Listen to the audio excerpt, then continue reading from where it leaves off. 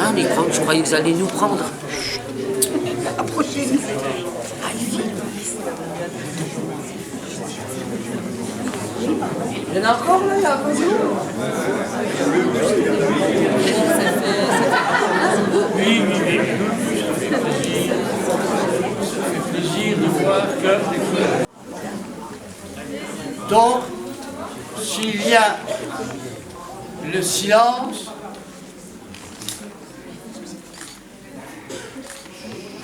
Madame la secrétaire générale, qui représente Monsieur le sous-préfet de Thionville, Monsieur le député, Madame la conseillère départementale, Monsieur le président de la caisse d'allocation familiale et Madame la présidente du centre social de Creuset, je ne vais pas citer tout le monde, hein, on a Monsieur, Madame les élus, les forces vives du Cange, la jeunesse du Cange, bienvenue au CAP. Alors c'est plus facile d'inaugurer un gymnase qu'un CAP. Hein? Dernièrement, nous avons inauguré une salle de boxe, on y fait de la boxe. Hein? Un terrain de foot, on y fait du foot. Qu'est-ce qu'un CAP? Pour cela, il faut que je vous raconte une histoire. Histoire d'une ville qui, en 50 ans, a vu sa population doubler, puis divisée par 2. Je ne sais pas s'il y a une commune en France qui a subi le même sort. 6 000 habitants en 1960, 12 000 habitants dans les années 80, 90, 6 000 habitants 2010-2015. 6, 12, 6. Vous verrez pourquoi je parle de ça. Pourquoi il y a le CAP. Évidemment, qu'est-ce qui s'est passé? L'arrivée en masse de Solac, on va appeler Solac pour les anciens qui ont travaillé. Solac, qu'est-ce qu'il fallait? Il fallait du logement. Du logement pour loger ouvriers, employés, les cadres. Donc 1500 logements ont été construits sur nos prairies, sans permis de construire à l'époque. Non, c'est parce que la sidérurgie étant nationalisée à l'époque, hein, c'était une raison d'État. Il fallait loger des ouvriers. Hein. Et puis c'est tout, ceux qui ont connu la tour, hein, les anciens, pour loger les cadres et puis les professions libérales. Donc augmentation de la population, on vivait bien. Oh là là, on vivait bien. Hein. On avait la barre la plus longue d'Europe, pour ceux qui ont connu, mais elle n'était pas comme ça, elle était comme ceci. Faisait 2 rues complètes, la plus longue d'Europe. Puis tout doucement, départ vers Fos, départ vers Dunkerque, fermeture en 91 du dernier au fourneau du Cange. Et oui, des logements qui se vident. Le bailleur à l'époque transforme tout ça en vendant en logements sociaux. Et on retrouve 1500 logements où il y avait 1500 emplois. Nationalités différentes, des groupes, de la vie et tout. En 1500 logements, dont la moitié sont vides, le reste, les gens ne travaillent plus. Qu'est-ce qui se passe? Le quartier se paupérise. Et puis quand ça devient pauvre, pour s'enrichir, qu'est-ce qu'on fait? On vend de l'herbe, mais on vend autre chose. C'est devenu, hein? En plus on avait un totem, on avait la tour. 2 autoroutes, une voie de chemin de fer, la Moselle. Et les routes, évidemment, partout où on passait, on voyait la tour, et on savait qu'en bas, il y avait un marché. On pouvait acheter et on pouvait vendre. Voilà, c'est là les 12 000. C'est là les 12 000. Rêvez bien. Donc il fallait faire quelque chose, et le premier à voir ces quartiers difficiles dans les villes, c'était à l'époque Michel Rocard, qui a fait ce qu'on appelait banlieue 89. On s'y a inscrit, et on a eu la première restructuration. Démolition des bars, là. On aère le quartier, et dans les subventions, on crée ce qu'on appelle une maison de quartier. La maison du Brook. Parce qu'on s'est dit, il y a notre jeunesse qui traîne là et tout, il faut trouver une occupation pour cette jeunesse, et trouver un lieu pour les rassembler, pour les occuper, pour créer, pour innover. À l'époque, on s'était trompé, même l'État s'était trompé. Pourquoi? Parce qu'on donnait de l'argent que pour ce qui était fait dans le quartier en difficulté. Et qu'est-ce qui se passe? La maison de quartier étant dans le quartier, ceux du quartier y vont, ceux des autres quartiers n'y vont pas.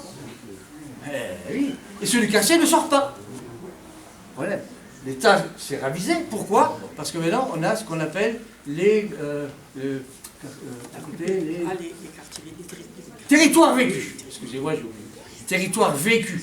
Ça veut dire que maintenant l'État donne de l'argent si on crée pour l'ensemble de cette population des structures hors quartier, les quartiers où on vit. Donc cette maison du groupe qui n'a plus sa vocation initiale, qui est un peu délabrée, qui est squattée par ces marchands de mort, hein, et puis gérée déjà à l'époque par le centre social, on en parlera après, la présidente, hein, évidemment. On décide ensemble que c'est plus la peine de la rénover, ni rien, ça ne sert plus à rien, elle n'a plus sa vocation, on la rase. Et tout de suite, il faut trouver, hein, cette jeunesse-là, elle existe toujours. Elle va peut-être au sport et tout, mais on sait que quand ces jeunes-là sont ailleurs que dans la rue, c'est bien pour tout le monde. Alors qu'est-ce qu'on fait? Bon, on cherche déjà un lieu, où faire cette maison. Et on a trouvé ce lieu ici, qui est à la limite justement quartier, justement sensible, près des lotissements, près du centre social, près des gymnases, près des stations sportives, qui est centralisé. Tout le monde peut vivre. Après, qu'est-ce qu'on a fait? Près de la gendarmerie. Ouais. Après, il a fallu trouver autre chose, des sous-sous. C'est pour ça qu'il y a des gens autour de moi. Alors, hein, des sous-sous. Hein, des sous-sous. Le plus gros financier, évidemment, c'est la caisse d'allocation familiale. Merci. Merci. Avec le soutien de M. Lénard, qui est où, que je n'ai pas salué, celui qui vient négocier et tout, il est là. Merci pour avoir défendu aussi brillamment notre dossier. Hein. Donc sur un budget de 600 000 €, la CAF a mis 250 000 €. Bravo. Mais elle avait dit plus au départ parce que le prix de départ n'est pas le prix d'arrivée. Je ne sais pas s'il y a d'autres élus, hein, on dit ça va coûter, allez, 500 000 € et à la fin c'est 600 000 €. Donc c'était bien les 50% voulu du prix initial. L'État a mis 100 000 €, dotation politique ville.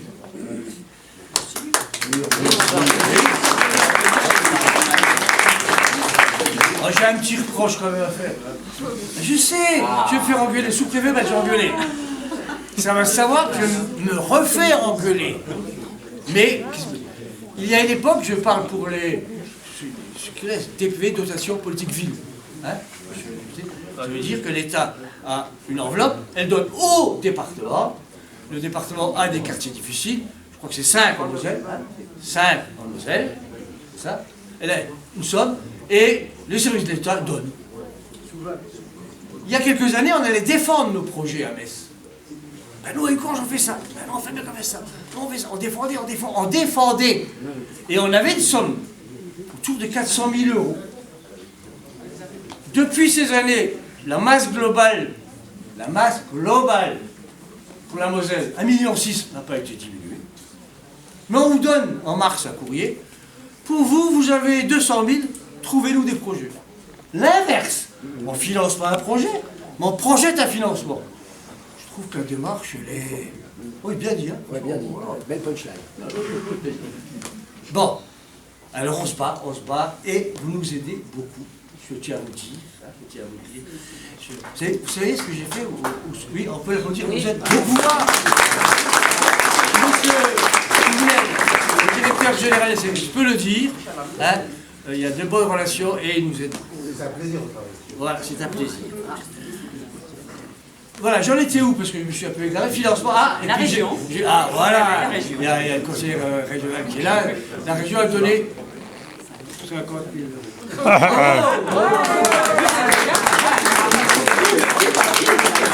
C'est très bien. Et d'où la place pour sa voiture. C'est parti. Non, Il faut avoir un peu d'humour. Et bien sûr, la commune a mis les 250 000 € restants, évidemment. C'est-à-dire que vos impôts, hein, pour les conjoints et conjointes, ont payé le reste de ce magnifique bâtiment. Alors, je ne veux pas être trop long.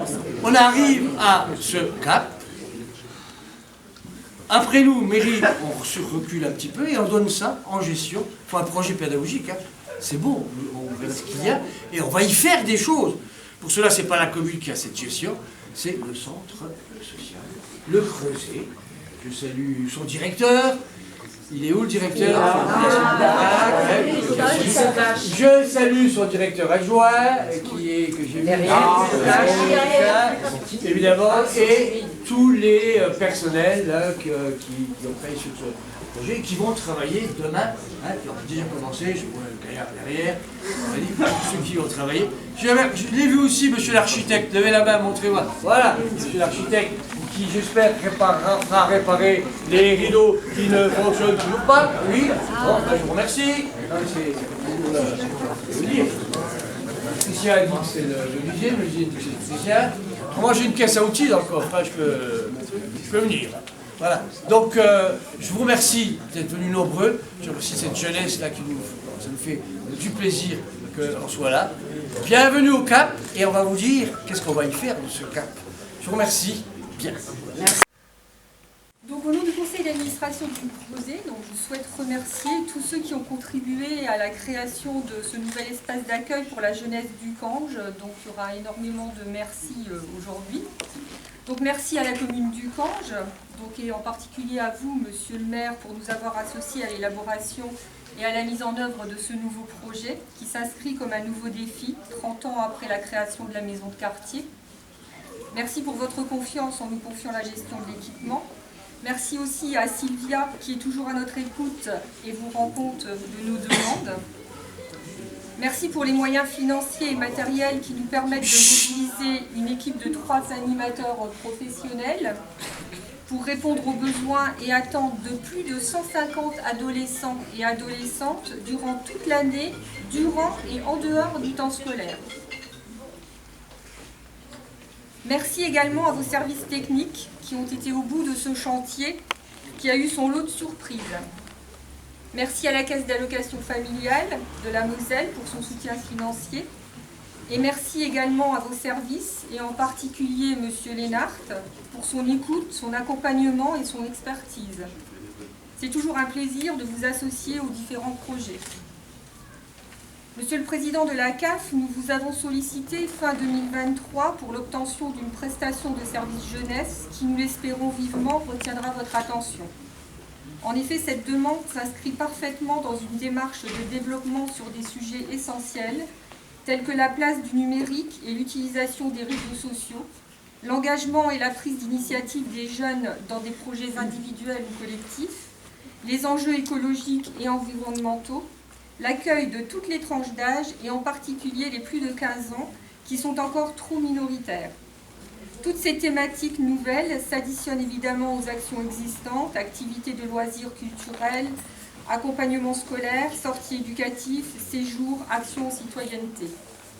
Merci aussi à la Fédération des centres sociaux de la Moselle, représentée par Martine Gerville, et j'ai vu aussi Christophe Duno passer, qui a mis à notre disposition son expertise sur la jeunesse et plus particulièrement au travers du réseau départemental auquel participent plusieurs jeunes ucangeois et ucangeoises. Enfin, je souhaiterais saluer ceux qui, durant ces 2 dernières années, ont construit ce nouveau projet en prenant la parole. Alors tout d'abord les jeunes, qui ont exprimé leurs attentes, imaginé le lieu lors de soirées organisées au Creuset ou d'interventions au collège à l'occasion des heures de vie de classe. Les parents qui ont questionné, partagé, proposé leurs idées avec les animateurs. Ils ont apprécié être associés à la dynamique. Les acteurs du territoire qui interviennent auprès de la jeunesse, avec qui nous collaborons quotidiennement, le club de prévention, le collège, les associations locales et le conseil citoyen, qui ont participé au diagnostic jeunesse présenté en juin 2023 au kiosque. Les salariés et administrateurs qui, à l'occasion d'un temps de travail associé, ont approfondi et validé les axes du projet jeunesse que je leur propose à présent de présenter de façon concrète en quelques mots. Donc, mieux que moi, Maïl va vous expliquer le projet mis en place. Smaïl, je suis animateur jeunesse, donc nous sommes 3, je laisserai les collègues se présenter après et prendront aussi la parole. Donc on est 3 animateurs qualifiés et formés au niveau de la jeunesse. C'est tous les 3 qui travaillons ici au CAP. Moi je tenais à vous dire que nous sommes heureux déjà de vous accueillir ici au CAP. C'est une structure qui accueille tous les ucangeois, et donc pas que ceux du quartier, vous avez raison de le rappeler, monsieur le maire. de 11 à 17 ans. Et donc, comme vous avez pu le voir, elle est composée de cette grande salle avec l'espace cuisine, un espace extérieur avec une terrasse et un jardin qui va être travaillé par les jeunes, une salle numérique que vous aurez aussi l'occasion de voir. Et donc ce lieu permet aux jeunes de se retrouver, de faire des sorties, comme l'a dit Gabriel, de faire des animations, etc. Mais ce soir, avec l'équipe, on a choisi de vous présenter 4 axes qui vont être développés, donc qui viennent s'ajouter à ce qu'on faisait déjà ici au centre social avec les jeunes. Et pour ma part, je vais me concentrer sur la participation des différents publics. Pour introduire mon propos, j'aimerais vous citer Gandhi qui a dit « Tout ce qui est fait pour moi, sans moi, est en réalité fait contre moi ». Et en partant de ce postulat, on considère qu'il est primordial, important en tout cas, d'associer les jeunes, les parents, les partenaires autour d'un collectif. J'y reviendrai après. Donc sur cette question, on ne part pas de zéro, puisque la participation des usagers, elle fait partie de notre projet social, elle est dans nos actions, dans nos animations. Et dans le projet CAP, on a associé les partenaires, on les a rencontrés autour d'une réunion pour les solliciter et avoir aussi leurs besoins vis-à-vis de ce CAP. Par exemple, le collège a dit ce serait bien de venir avec une classe, par exemple, en dehors des temps d'accueil des jeunes. Donc autour de par rapport aux partenaires, le CMSEA, la commune, on avait aussi donc le CMSEA, commune, médiathèque et le collège. On a rencontré aussi les membres du CA il n'y a pas très longtemps pour qu'ils nous aident à réfléchir aussi, compléter aussi notre projet autour de 2 axes. Donc ils réfléchissaient aussi en groupe sur des paperboards, ils devaient aussi alimenter ce projet-là. Les parents, donc les parents ils ont été rencontrés plusieurs fois pour aussi recueillir leurs préoccupations. Puisque on était sur l'ancienne maison de quartier dans une situation, dans un lieu en tout cas qui concentrait beaucoup de problèmes, comme l'a dit monsieur le maire, et les parents étaient préoccupés par rapport à la sécurité. Et c'est pour ça qu'on a pris en compte leurs demandes, leurs préoccupations, et qu'aujourd'hui, ici au Cap, on a une gâche électrique, les gens ne peuvent pas entrer comme ils veulent ici, etc. Et bien sûr, les jeunes qui ont été rencontrés aussi dans le cadre de la piste citoyenne, donc les 4 classes de 6e, les différents niveaux qui ont été aussi rencontrés, et on les a invités à dessiner, imaginer les différents espaces et le matériel qu'ils aimeraient voir dans ce lieu. Et ça a donné lieu à ce que vous pouvez voir après, la salle numérique, puisqu'ils étaient quand même beaucoup penchés sur le numérique, gaming, médias, etc., écran. Mais on aura l'occasion de discuter après sur l'utilisation de cette salle. Donc vous l'avez bien compris, notre objectif c'est de faire participer aussi bien les jeunes, les parents, les élus, et qu'ils puissent prendre la place dans notre projet et ici au Cap. Et pour ce faire, on envisage de créer un collectif qui participerait à l'élaboration de notre projet, qui réfléchira aux modalités d'implication, à leur rôle, leurs responsabilités. Comme l'a dit Gabriel aussi, on a un axe qui est super important, c'est l'offre en direction des 15-17 ans. Depuis quelques années maintenant, les 15-17 ans s'y retrouvent un peu moins ici dans nos actions, puisque la part des 10-13, c'est une part super importante, et les 15-17 ans nous ont dit qu'elles ne trouvaient plus forcément leur place. Et pour répondre à leurs besoins, on a prévu tous les vendredis de 19h à 22h des nocturnes. Donc ça c'est un lieu c'est un créneau qui leur est dédié, donc c'est essentiellement pour les 15-17 ans. Et l'objectif c'est de stimuler la prise d'initiative, de soutenir et d'accompagner des projets individuels et collectifs, et de discuter aussi de la scolarité. On peut faire aussi des soirées à thème, on a une belle cuisine qui nous est à disposition. Le but c'est donc d'accompagner, soutenir et vraiment valoriser l'engagement des jeunes, donc en particulier sur cette tranche d'âge. Donc les jeunes, de toute façon, toute la semaine, ils pourront trouver une équipe qui a été aussi formée à l'écoute, et du coup pour qu'on puisse valoriser, accompagner dans tout type de projet individuel et collectif. On leur mettra aussi à disposition des dispositifs qui existent pour être aussi soutenus financièrement, par exemple. Donc voilà, l'idée c'est aussi de développer l'information auprès des jeunes, donc leur mettre à disposition de l'information concernant l'emploi, le logement, toutes les questions qui vont les concerner là, entre 16 et 17 ans. Donc on a prévu par exemple des partenariats aussi avec le MIJ, avec Mutange, donc le point mobile info jeunesse, qui lui pourrait venir aussi lors de soirées présenter un peu voilà, toutes les informations qu'il a proposées. Donc voilà. Inconcevable de ne pas être parmi vous ce soir, parce que c'est un axe où tous les présidents, notamment du Grand Est, mais pas seulement de France, ont mis la pression l'année dernière, quand il y a eu la convention d'objectifs et de gestion, où le gouvernement disait plutôt d'abord la petite enfance, mais souvent à 11 ans, et on me le dit souvent, quand ils quittent le périscolaire, il n'y a rien. Donc créer un espace jeune, c'était essentiel, parce que quand la CAF, c'est concilier, aider les familles pour concilier vie professionnelle, et puis vie sociale et vie privée. Et donc, jusqu'à 11 ans, on les aide. Et puis après, c'est un peu plus délicat parce que qu'est-ce qu'on fait des jeunes? Il faut trouver des idées, hein, et chapeau à vous. Et donc, c'était tout naturellement. Et je remercie M. Lénard qui a été votre soutien technique. Et je vous remercie aussi vous, M. le maire, parce que vous avez intelligemment su faire avec le centre social qui est tout proche. Vous avez su travailler avec eux, qui lui aussi a un financement de la CAF, et vous avez su exploiter leurs compétences, leur réseau, pour créer en partenariat ce local. Parce que quand j'ai lu la note, je vous remercie de me l'avoir faite, hein, mais à chaque fois je regarde où je vais, et d'ailleurs j'étais surpris du nombre, parce qu'on me l'avait dit que vous aviez divisé par 2 le nombre d'habitants. D'abord j'ai cru que c'était une erreur dans la note, donc je suis allé vérifier. mais voilà,